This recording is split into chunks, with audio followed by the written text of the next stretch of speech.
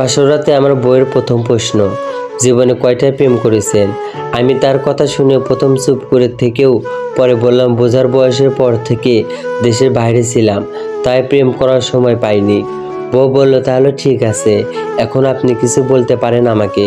আমি বললাম, তুমি কাউকে ভালোবেসেছো কখনো? ও উত্তর দিল, আমি মাদ্রাসায় পড়ছি, তাই ছেলেদেরকে পাত্তা দেইনি, আমি খুব পর্দা করে চলতাম। আমি মনে মনে আলহামদুলিল্লাহ বললাম, কেননা এমন যুগে এরকম বউ পাওয়া ভাগ্যের ব্যাপার। ওর আমার সাথে পারিবারিকভাবে হঠাৎ বিয়ে হয়েছে, তাই ও আমার সম্পর্কে জানে না, আমিও ওর সম্পর্কে জানি না। এমনি ছবি দেখছি দুজন দুজনকেই। আমার ওকে বেশ পছন্দ হয়েছে। আমাদের সংসার শুরু হলো। আমি দেশের বাইরে থাকি, তাই ছুটি নিয়ে দেশে এসে বিয়ে করি। একদিন পাশের বাসার ভাবির সাথে আমি একটু হেসে হেসে কথা বলছিলাম, এগুলো আমার বউ দেখে ফেলেছে। তারপর থেকে সারা রাত কান্না করে গেছে এবং আমার সাথে কথা বলেনি।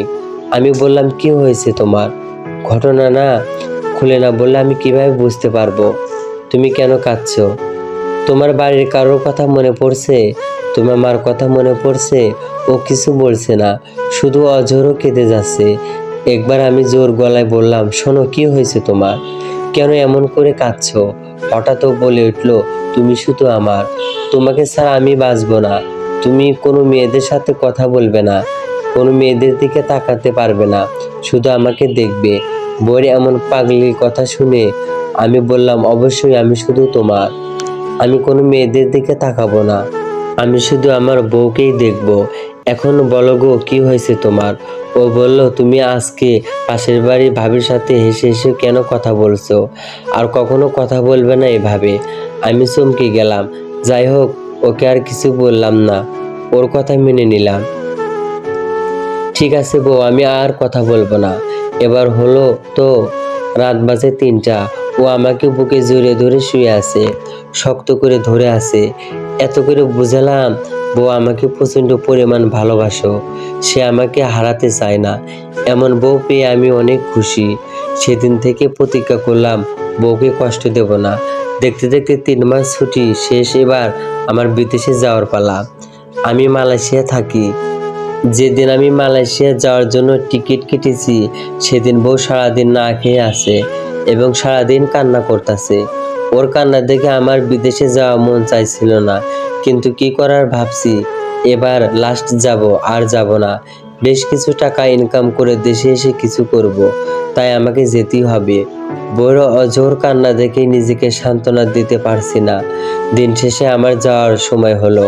কেন জানি বউটাকে রেখে যেতে ইচ্ছা করছে না। বাড়িতে আশেপাশে মানুষও কান্না দেখে সবাই বিচলিত। ওর কান্না দেখে মায়ের সাথে বলেছিলাম, বউকে এয়ারপোর্টে নেবে না।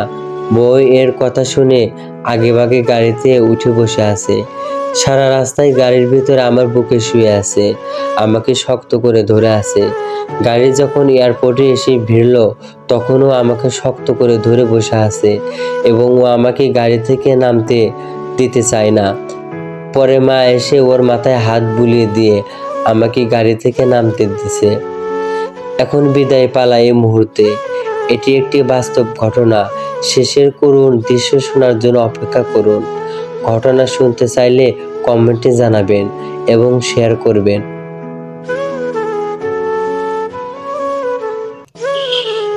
গল্পটির নাম হচ্ছে প্রবাস জীবন।